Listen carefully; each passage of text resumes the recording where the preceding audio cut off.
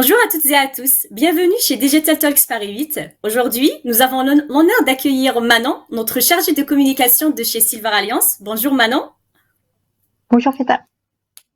Merci beaucoup d'être présente parmi nous et d'avoir accepté notre invitation. Pouvez-vous vous présenter en quelques mots s'il vous plaît? Plus précisément, parlez-nous de vous et de votre parcours qui vous a donné accès au numérique. D'accord. Alors, donc j'ai d'abord fait un bac littéraire au lycée et une fois ce bac obtenu, j'ai commencé une licence de traduction de l'anglais et l'allemand vers le français. Donc a priori, c'était des études plutôt littéraires. Et ce qui m'a amené vers le numérique, ce sont plutôt mes stages, notamment mon stage de fin d'études, donc après mon master, qui était plutôt un master de communication. Et en fait, ce stage de fin d'études, je l'ai effectué dans une agence de communication SEO. Et c'était un moyen de conjuguer en fait mon goût pour le littéraire et les métiers du numérique. Et bon, c'est ce dont on va parler, je pense, aujourd'hui.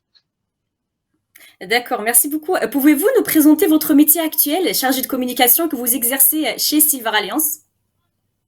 Oui, alors donc mon métier de chargé de communication, c'est il y a toute une partie plutôt éditoriale qui est donc ma spécialité, qui va être orientée vers la rédaction de texte, notamment pour le web, donc à la fois pour les réseaux sociaux, pour le site de la marque pour laquelle je travaille, et puis également de la rédaction qu'on appelle print, donc plutôt pour des brochures, pour des catalogues, etc.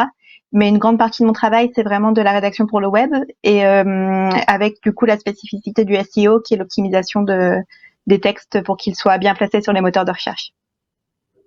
D'accord. Et pourquoi avez-vous décidé de changer de métier d'assistante SEO en chargée de communication? Avez-vous des préférences entre ces deux métiers?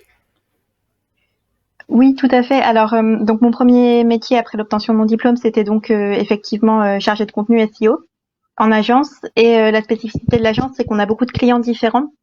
Donc c'est toujours le même métier, on rédige, on optimise pour les moteurs de recherche, mais on travaille pour beaucoup de marques. Et moi, je souhaitais à terme avoir la possibilité de vraiment me concentrer sur une seule marque ou sur une seule entreprise dont le travail me plaisait. Donc ça a été une première raison de changer de travail. Et puis en outre, le métier de chargé de communication est un petit peu plus large que le métier de chargé de contenu SEO, puisqu'on a un petit peu plus on a les réseaux sociaux notamment à gérer, et puis aussi des tâches qui sortent un petit peu du numérique, donc des conférences parfois, des réunions d'équipe, des choses très variées, mais voilà, ça me plaisait un petit peu plus pour la variété. D'accord. Et du coup, quelles sont les missions d'un assistant SEO et celles d'un chargé de communication? Alors donc un assistant SEO, en fait, il va donc moi en l'occurrence c'était vraiment la partie contenu. Donc on a une marque qui va contacter l'agence en disant voilà je travaille, je sais pas, je vends des voitures et je souhaiterais être la marque la mieux positionnée sur Google pour ces véhicules que je vends. Et en fait, le chargé de SEO va avoir deux missions. Donc, d'une part, faire en sorte que le site de la marque de voiture soit le plus efficace possible avec des temps de chargement rapides, une bonne présentation, pas de bugs, pas de page 404 donc qu'on ne peut pas atteindre. Donc ça c'est la première étape. Et il y a toute une partie contenu qui était donc ma spécialité où ça va être utiliser des mots clés en fait spécifiques pour que Google comprenne de quoi on parle, de quoi parle la page. Donc il va falloir écrire les titres d'une certaine façon, rédiger les textes d'une certaine façon. Donc en termes de tâches, ça signifie que d'abord on collecte les mots clés. On va collecter plein de données en rapport avec ces mots-clés, donc combien de fois ils sont recherchés par mois, par qui, par quel type d'utilisateur. On va les classer par famille de mots. Ensuite, on va faire un audit du site de notre client, c'est-à-dire qu'on va regarder son site et tout ce qu'on pourrait améliorer en termes de SEO. Et puis ensuite, on va lui proposer des recommandations, on va lui rédiger des contenus. Donc voilà, c'est vraiment tout un processus d'abord de diagnostic en fait, et ensuite de création de contenu.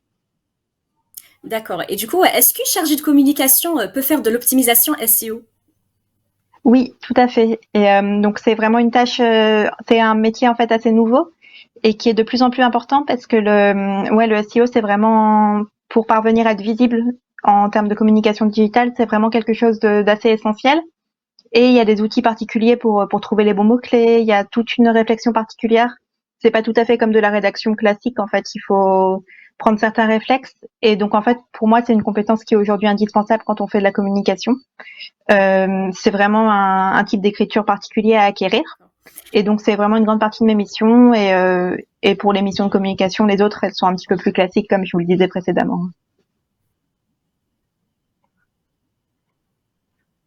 D'accord. Et du coup, pourquoi avez-vous décidé de vous spécialiser à la fin en rédaction web et en optimisation SEO? Alors donc à la fois vous disiez c'est ça, à la fois en rédaction web et en optimisation. Oui, Oui. ouais. Alors parce qu'en fait Oui, c'est exactement. à peu Oui. près la même chose. C'est à peu près la même chose en fait parce que la rédaction web, bon, ça va être savoir adopter un ton particulier selon qu'on soit sur un article de blog, sur une fiche produit. Donc il y a plein de supports en fait différents. En rédaction web, on peut rédiger des contenus très marketing, très informatifs, pardon, et puis des contenus blog un petit peu plus rigolos qui s'adressent directement au lecteur. Donc il y a toute cette variété de tonalités en fait à comprendre. Et l'optimisation SEO, ça va être faire en sorte que les gens lisent mon article et le trouvent sur Internet. Donc les deux sont complètement liés. Et quand on décide d'être rédacteur pour le web, on est obligé de maîtriser le SEO. D'accord. Et du coup, quels sont les profils d'un chargé de communication et d'un assistant SEO? À vrai dire, les compétences qu'on pourra avoir pour avoir accès. Alors, il faut tout d'abord un sens de l'écoute pour comprendre. On travaille forcément avec si on est en agence, on a un client externe. Si on est en entreprise, on a forcément des collègues. Et comme on va être chargé d'une grande partie de la rédaction, il va falloir être à l'écoute du besoin du client ou des collègues. Donc, avoir une écoute active et poser des questions stratégiques pour bien comprendre ce qu'on nous demande et de quoi on parle. Donc voilà, sens de l'écoute, une certaine autonomie, puisque on doit être à la fois en fait performant sur le moment et ensuite suivre les performances de ce qu'on a produit. Le SEO, c'est aussi sur le long terme vérifier si notre stratégie a fonctionné, si notre article est bien placé. Sinon, il faut recommencer régulièrement, essayer des nouvelles petites stratégies. Donc voilà, autonomie, sens de l'écoute. Ensuite, évidemment, une bonne rédaction, donc une maîtrise de la langue dans laquelle on travaille. Et puis de la curiosité parce qu'il y a aussi toute une partie création de contenu, donc rester bien à l'écoute des sujets d'actualité, de ce qui intéresse les gens, de la pop culture, etc. D'accord. Et du coup, juste puisque vous avez parlé de la langue de rédaction, vous rédigez aussi en anglais ou c'est uniquement en français? Je rédige principalement en français. Ça m'est arrivé de rédiger en anglais aussi, mais en règle générale pour la qualité aussi à part quand on est bien sûr bilingue, mais bilingue de naissance ou alors qu'on a vraiment vécu très longtemps dans un autre pays. Souvent pour l'authenticité du site, c'est recommandé de rédiger vraiment dans sa langue, ce qu'on appelle sa langue source en fait, sa langue principale. D'accord. Et pouvez-vous nous dire quelle est l'estimation du salaire annuel, enfin à peu près, d'un chargé de communication et d'un assistant SEO? Alors, donc moi, je suis encore assez junior, je suis en début de carrière.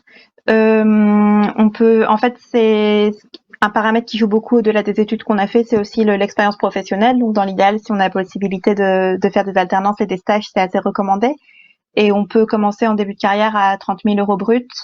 Et ensuite, si on arrive, par exemple, en agence à acquérir une certaine technicité, donc à ne plus être seulement quelqu'un qui a des grandes compétences éditoriales, mais aussi acquérir des compétences techniques, on va pouvoir augmenter assez rapidement en salaire. Mais en tout cas, dans ce que j'en sais, on peut compter à peu près 30 000 euros bruts pour un début de carrière D'accord, ok. à Et Paris. pouvez-vous donner des conseils? Ok, d'accord. Et pouvez-vous donner des conseils justement pour devenir un bon rédacteur web auprès de nos spectateurs qui nous écoutent? Oui, alors donc le premier qui peut paraître un peu étonnant, c'est de beaucoup lire. Parce que, et bien sûr, souvent quand on aime lire, on commence pas à 20 ans, on a toujours lu tout au long de sa vie, mais même si on n'aime pas encore lire tout et n'importe quoi, ça peut être des articles sur Internet, des articles d'actualité, les journaux, des romans, en fait, des forums, tout ce qui peut nous intéresser, mais c'est très important d'être vraiment confronté aux mots très souvent dans son quotidien, pas seulement en cours. Et c'est comme ça aussi qu'on maîtrise de mieux en mieux la langue et qu'on découvre des nouvelles tournures qu'on connaissait pas encore et qu'on progresse en fait sans cesse. Et puis de la même façon qu'on doit beaucoup lire, beaucoup écrire aussi. Donc se trouver des occasions, écrire pour soi, relire aussi ce que produisent les autres, des amis par exemple, des collègues, et pour détecter les fautes d'orthographe plus facilement, détecter ce qui est un peu maladroit dans la syntaxe. Et l'objectif c'est vraiment d'être entouré de langues en fait en permanence, de la langue française en l'occurrence pour moi, pour vraiment progresser. Et puis donc mon deuxième conseil qui est lié à ce que je vous disais jusqu'à maintenant, pour la rédaction web, il faut vraiment se former au SEO. Donc il y a plein de ressources en ligne pour commencer à se former, et puis il y a beaucoup de formations aujourd'hui qui intègrent ces compétences-là aussi dans les cours qui sont dispensés. D'accord. Et du coup, pour finir, comment imaginez-vous l'évolution des métiers assistante SEO et chargée de communication dans quelques années plus tard? Je pense que ce sont des métiers qui vont. Alors, le SEO, c'est donc assez nouveau, mais maintenant toutes les entreprises s'y mettent aussi. Donc, c'est des métiers qui vont devenir de plus en plus concurrentiels, puisque, par exemple, si on prend 5 marques de voitures, il y a les voitures hybrides, il y a les voitures électriques. On n'a pas un nombre de mots-clés infini. On a le mot batterie, on a peut-être une vingtaine de mots-clés que toutes ces marques se partagent. Donc ça signifie qu'il y a une vraie concurrence sur ces mots-clés-là très stratégiques. Donc ce sont des métiers qui au fil des années deviennent maîtrisés par tous et donc de plus en plus concurrentiels. Donc ça, il faut s'y préparer. Par ailleurs, on repose sur des algorithmes des moteurs de recherche, donc les algorithmes de Google par exemple, qui sont souvent mis à jour avec des nouveaux paramètres. Donc ça, c'est aussi quelque chose qui va être intégré dans le métier. Il faut sans arrêt se former et connaître les nouveautés technologiques. Et puis, on a aussi la protection des données qui joue un rôle important, donc que ce soit pour le SEO, pour les métiers de chargé de communication en général, lorsqu'on envoie des mails, des newsletters, lorsqu'on pose des cookies sur le site pour traquer le comportement utilisateur.